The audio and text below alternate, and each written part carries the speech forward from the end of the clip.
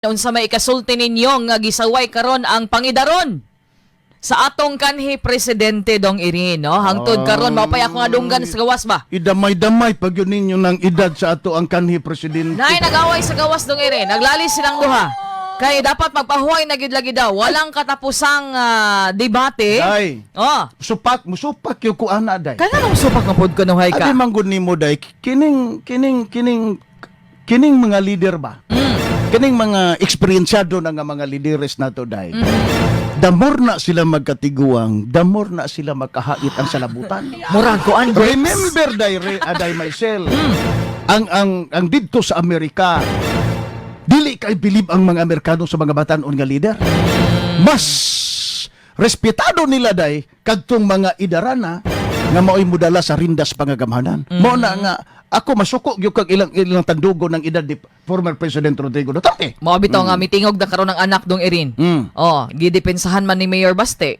Kay lagi ang iyang papa nga kanhi presidente nato nga labi na karon nga mudaganay pagka mayor, no? Ang iyahang kuan na pod gibalik niya isang iyahang pangidaron. So di na daw ni bag-o alang nila sama sa imuhang giingon, no? Pero dapat depensahan gud ni iyahang papa kay kumuingon tag politika pagsukad pagka mayor niya, kuan gid daw. Grabe gid ang nahimo nga effect or kinibang kausaban sa iyahang amahan. Ilo mo diha kamong nagsaway sa iyang pangidaron.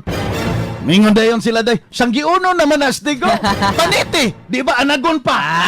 Di ba sa basa ka Oh, subok na daw. Ingon si Freddy Ningasca. Subok na. Pagka mayor pa lang, hangtod daw nahimong presidente. Kana daw. Mayor na gud iyang daganan. Niabot man gid daw siya pagka presidente dong irin. Unsa na lang kaha nga mobalik sa pagka mayor. Ingon si Freddy Ningasca. Naon sa bantaon mo, oy.